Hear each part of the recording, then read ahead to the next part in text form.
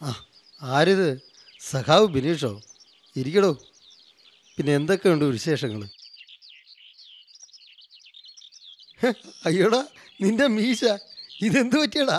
എന്റെ സാറേ, പെണ്ണ് കാണാൻ ചെല്ലുന്നിടത്തേക്ക് അവളിമാർക്ക് ഷാരൂഖ് ഖാനെയും അമീർ ഖാനെയും മതി. അതുകൂടി ഞാൻ ആ മീശ അങ്ങെടുത്ത്. സാറേ, നമ്മുടെ ശിവദാസൻ സാറിന്റെ വീട്ടിലെ ആൾക്കാരൊക്കെ എവിടെ പോയി?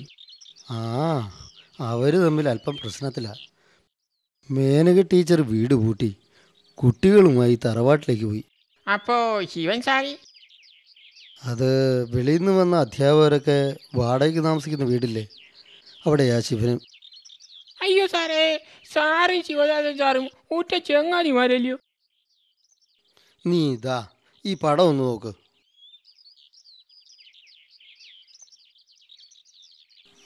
ഉം, ഉം, ഉം. ഇതാ ഇവിടെ. നീ ആ പടം കണ്ടോ? 1984 ഞങ്ങൾ വിവാഹശേഷം ടൂറ് പോയതാ. ഞാനും ശിവദാസനും തമ്മിലുള്ള സൗഹൃദം 1961 1-ാം ക്ലാസ്സിൽ തുടങ്ങി ഡിഗ്രിക്ക് പഠിക്കുമ്പോൾ അടിയന്തരാവസ്ഥ കാലത്ത് SFI പ്രവർത്തനവും തെരുവ് നാടകത്തിൻ്റെ പേരിൽ ജയിലിലും പിന്നെ ട്യൂട്ടോറിയൽ നടത്തലും പരിഷത്തിൻ്റെ തെരുവ് നാടകം ശാസ്ത്രകലാജാഥ ഒക്കെ ഞങ്ങൾ ഒന്നിച്ചായിരുന്നു. പിന്നെ ഞാൻ ജേർണലിസത്തിലേക്കും അവൻ അധ്യാപനത്തിലേക്കും തിരിഞ്ഞു. ഈ മിശ്ര വിവാഹം വിജയിക്കത്തില്ലല്ലേ? പ്രത്യേകിച്ച് മേനക ടീച്ചറെ പോലൊരു നായർ സ്ത്രീ ഈഴവൻ്റെ ഭാര്യയായാൽ ആകെ പ്രശ്നങ്ങളല്ലേ? ശിവദാസൻ ഈഴവനെന്നാരാ പറഞ്ഞേ? അതെ, അത് ആ വീട്ടിൽ ഞാൻ ശ്രീനാരായണ ഗുരുവിൻ്റെ പടം കണ്ടു. ആ പടത്തിൻ്റെ ഇരിപ്പ് പോലും ഒരു പരിങ്ങലില്ല സാറേ.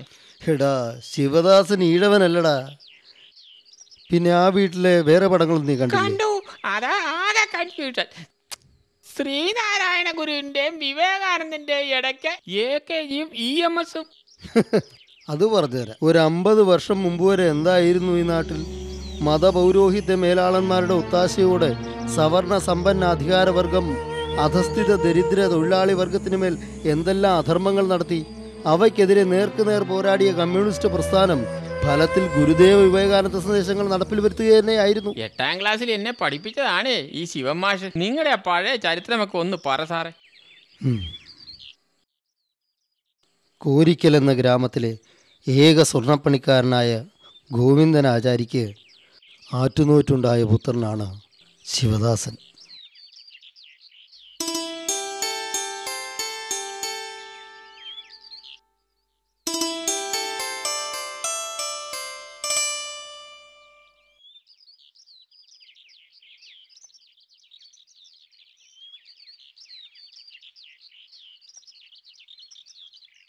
നമ്മുടെ ഗോവിന്ദനാചാര്യയുടെ കൊച്ചിൻ്റെ ജാതകം നോക്കിയിട്ട് എങ്ങനെയുണ്ട് കണിയാരെ?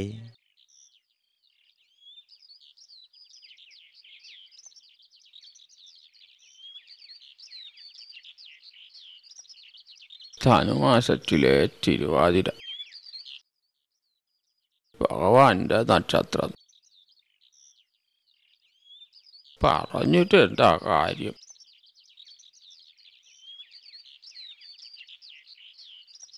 ഭഗവാന്റെ വിധി തന്നെ. കൊച്ചിന് ശിവദാസൻ എന്ന് പേരും ഇട്ടു.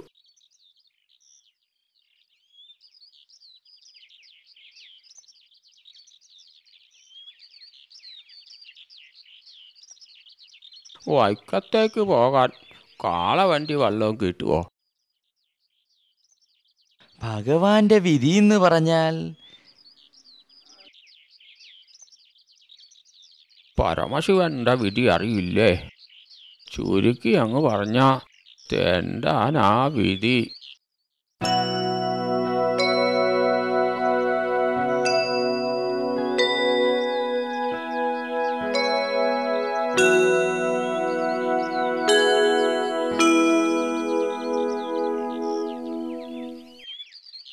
കുഞ്ഞിന് 6 മാസം പ്രായമുള്ളപ്പോൾ അമ്മയ്ക്ക് ക്ഷയരോഗമായി.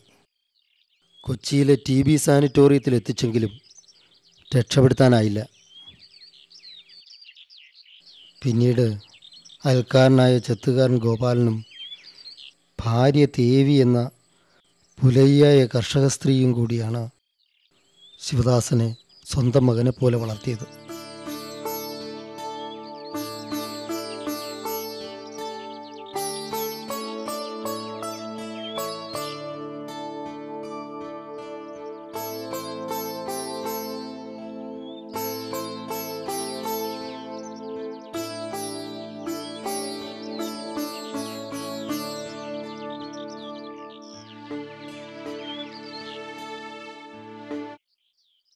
കമ്മ്യൂണിസ്റ്റ് പാർട്ടി ഓഫീസിൽ വെച്ച് സഖാവ് EMS എടുത്തു കൊടുത്ത രക്തഹാരം അണിഞ്ഞാണ് ശിവദാസൻ്റെ വളർത്തച്ഛനും വളർത്തമ്മയും വിവാഹിതരായത്.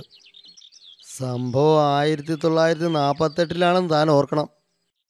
സാറേ, ഈ മേനക ടീച്ചർക്ക് ഈ മാഷോട് അടുപ്പമുണ്ടായതിൻ്റെ ചരിത്രം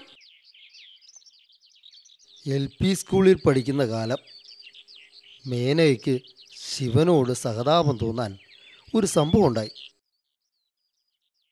മേനകയുടെ അച്ഛൻ കൊടുത്ത ഒരു പോലീസ് കേസിൽ സാഹചര്യവശാൽ നിരപരാധിയായ ശിവന്റെ അച്ഛൻ പ്രതിയായി തീർന്നു.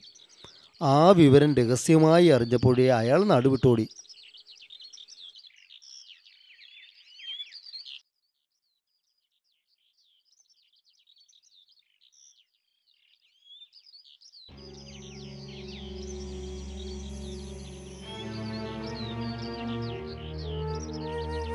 ഒരു ചായ.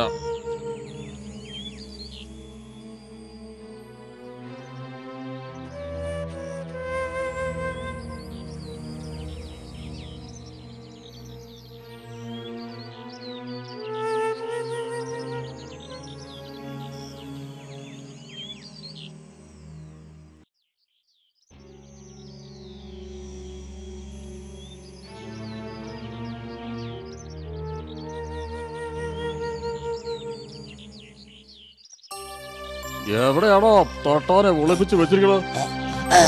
സത്യം സത്യം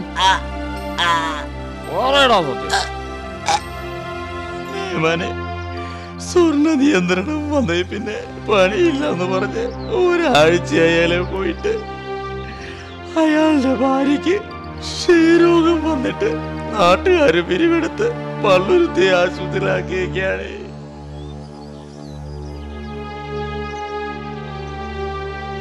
ഇവനെ വിട്ടേക്കേ മനെ, അവൻ എവിടെയുണ്ടേലും പൊക്കി ഞാൻ സ്റ്റേഷനിലെത്തി. എന്നാ പിന്നെ അങ്ങ് ഇറങ്ങിയാട്ടെ.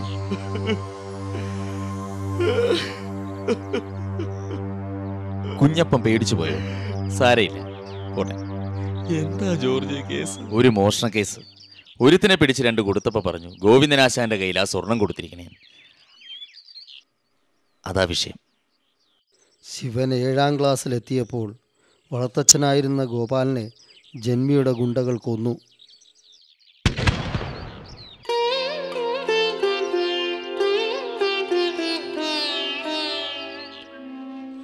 കൂലിപ്പണികൾ ചെയ്തും ചില സഖാക്കളുടെ സഹായം കൊണ്ടും അവൻ പഠനം തുടർന്നു.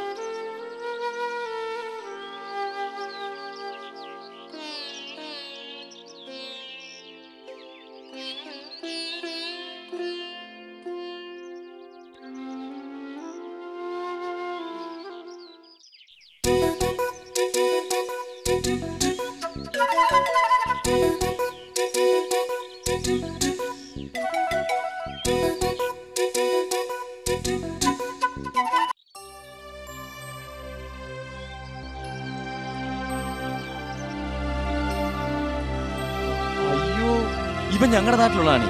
സഖാവ് ഗോപാലന്റെ വളർത്തുമകനാ. തട്ടാൻ ഗോവിന്ദാശാനയുടെ മോനാ ഇത്. വാ, നമുക്കൊന്നും അവനെ പിടിച്ചെണീപ്പിക്കാം.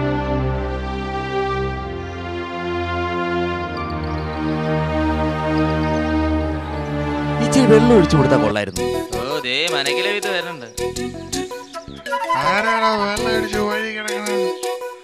ഒറ്റ ചവിടി നിന്റെ വെള്ളം. ഓ, ദേവിപ്പുലയുടെ വളർത്തുമകൻ. ഇവന്റെ അമ്മയ്ക്കിപ്പം വേറെ പണിയാണല്ലോ.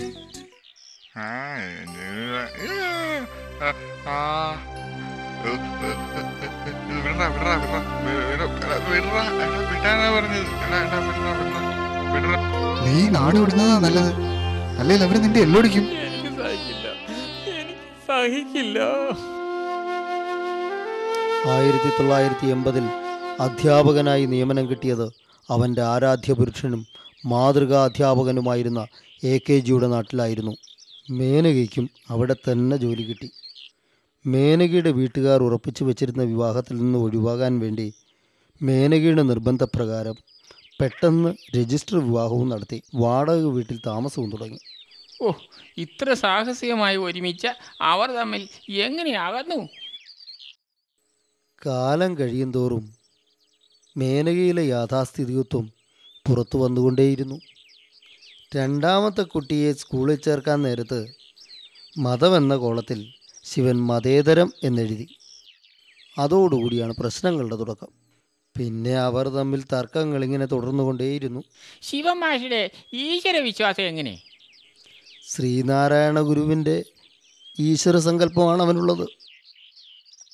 കണ്ണാടി പ്രതിഷ്ഠയും ശിവപ്രതിഷ്ഠയും പ്രകൃതി സ്നേഹത്തിൻ്റെയും മാനവികതയുടെയും പ്രതിഷ്ഠയാണെന്ന് അവൻ പറയാറുണ്ട്. ഭാരതത്തിൻ്റെ ദൈവസങ്കല്പങ്ങളെയും വിഗ്രഹങ്ങളെയും മഹത്തായ ആശയങ്ങളുടെ പ്രതീകാത്മക ബിംബങ്ങളായും ഉദാത്ത കലാസൃഷ്ടികളായും ശിവൻ ആരാധിക്കുന്നു. പരമാണു സത്തയായി സർവ്വതിലുമുള്ളത് ഒരേ ഘടകമാണെന്ന് ആധുനിക ശാസ്ത്രത്തിൻ്റെ വെളിപ്പെടുത്തലും ഈശോവാസ്യമിതം സർവം എന്ന ഋഷിവചനവും തമ്മിലുള്ള പൊരുത്തം അവൻ പറയാറുണ്ട്. എനിക്ക് ജീവൻ സാറിനെ ഒന്ന് കാണണം. ഇതുപോലുള്ള വിവരങ്ങളെല്ലാം വിശദമായി ഒന്ന് അറിയാമല്ലോ. എന്നാൽ പിന്നെ നീ കുറച്ച് ദിവസം ശിവന്റെ കൂടെ നിന്നില്ലേ? വെക്കേഷൻ ആയതുകൊണ്ട് ആ വാദ്യന്മാരെല്ലാം നാട്ടിൽ പോയിരിക്കും. ഞാൻ ഇപ്പോഴേ റെഡി. വീട്ടിലൊന്ന് കയറി കാര്യങ്ങളൊന്ന് പറയണം, അത്രേ ഉള്ളു. എന്നാ അതെ, ഞാൻ ഇപ്പോൾ വരാം.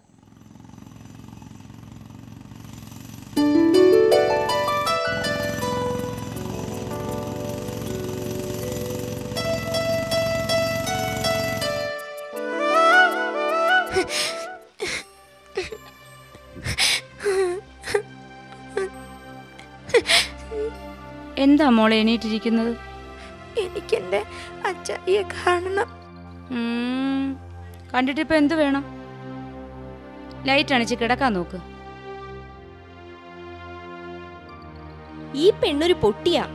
ആ തന്തയുടെ തനി പ്രകൃതം. എടി പെണ്ണേ, ഈ നാട്ടിലുള്ള ലക്ഷക്കണക്കിന് കുട്ടികളില് ഒരാളായേ നിന്നെയൊക്കെ അച്ഛൻ കണ്ടിട്ടുള്ളൂ. അതാടി എന്റെ അച്ചായിയുടെ മഹത്വം.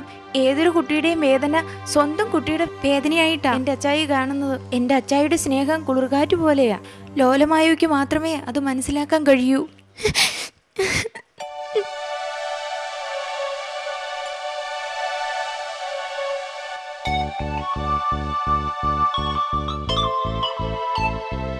ഇളം കാറ്റേ, കുളിർ കാറ്റേ, നീറുന്ന മനസ്സുമായി നിന്നെ ഓർത്തിരിക്കുന്നു ഞാൻ. വരില്ലേ വരില്ലേ കുളിർ കാറ്റാ.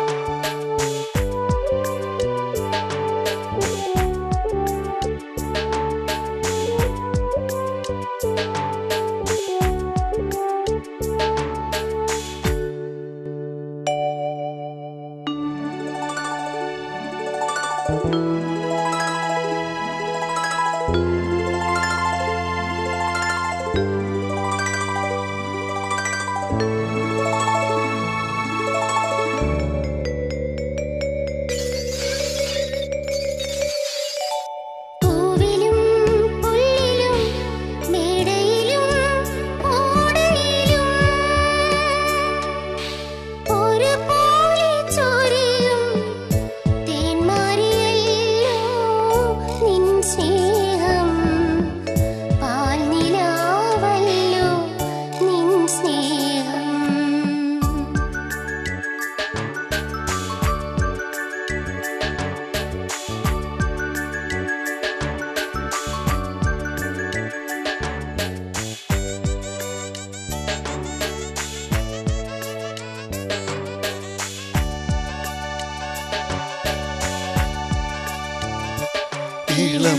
കാറ്റേ കുളിർക്കാറ്റേ നീറുന്ന മനസ്സുമായി